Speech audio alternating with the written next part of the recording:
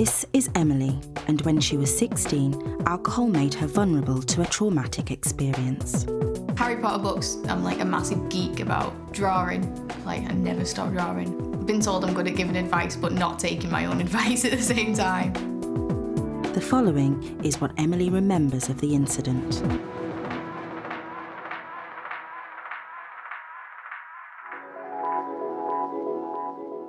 I'd had a bad week, like sort of personal problems, and I was having a really bad day.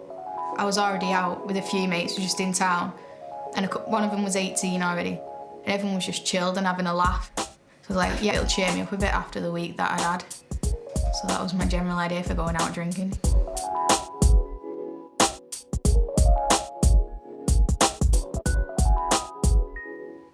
My mate then went to the shop, bought everyone's beer. I'd given them money to buy me a bottle of vodka. So everyone was just chilled on this field, just all having a drink. When we first started drinking, I still felt down about having my bad week.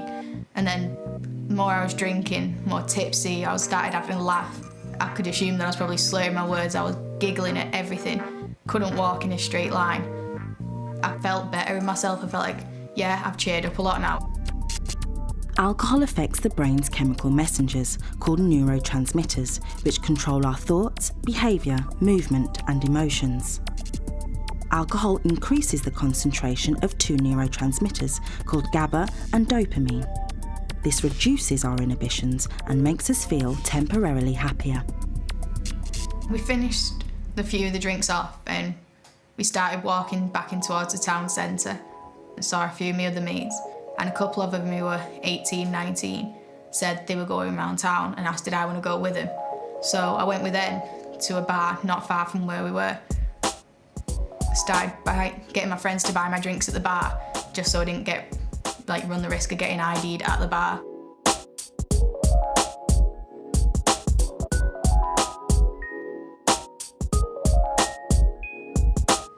I was drinking pints, I had a few shots. I was drinking quite a lot.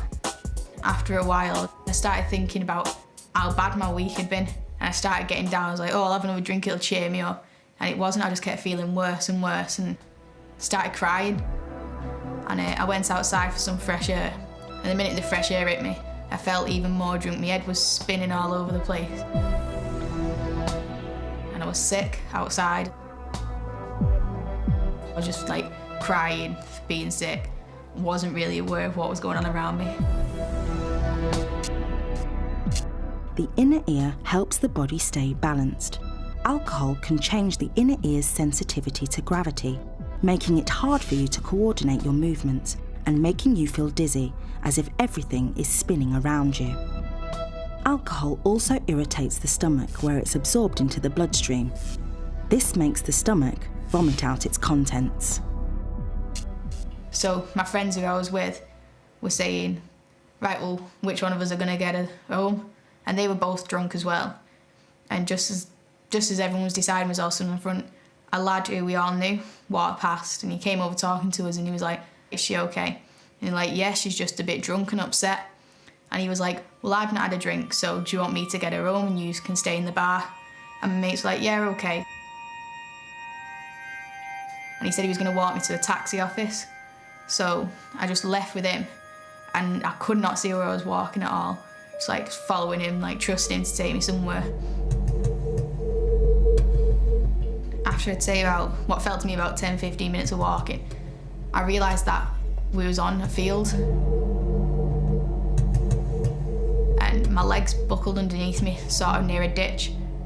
And I was laid there and I tried to get myself back up and realised that I couldn't move. And I tried saying something to him and I couldn't speak. And I remember thinking to myself, why isn't he helping me back up? And he came in front of me and he pulled my legs straight and he pulled my dress up. I was thinking to myself, what's he doing? And I was trying to say to myself, just push him off, push him off. And I was proper willing myself and I just couldn't move at all. And I was like, why can't I move? And I wanted to scream and cry. And he lay on top of me and started kissing me and I wasn't responding at all. Like, all I wanted to do was like get him off me and just scream at him and hit him. I wasn't doing anything, he was kissing me. He was like running his hands all over my body and And he just carried on and wouldn't get off. And like, he tried to do other things. He put his hands up my dress and on my legs and everything else and tried doing other stuff. And I just remember like in my head screaming as loud as I could, just willing myself to actually make a noise. And I just couldn't do anything. And I don't know how long it had been, but to me it felt like forever. He just got up, pulled my dress down, kissed me again and just left me in the ditch. And I just blacked out at that point. Inside Emily's body, alcohol was flowing around her bloodstream and into her vital organs. She eventually lost consciousness and passed out as her brain shut down. Because of what actually happened that night, it ended up affecting my mental health more than anything.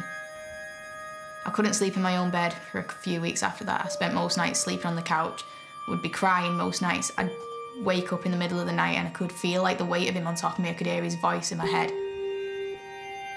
If I'd been a bit more sober that night, I wouldn't have said, oh yeah, I'm just going to leave with him. Like, I'd have asked one of my friends who I knew closer, would they come with me? Instead of just going off with some lad who I knew the name of and had spoke to him a couple of times. A lot of my friends were saying, it wasn't your fault, it wasn't your fault. I blamed myself a lot for a long time, and it made me really depressed for a long time as well.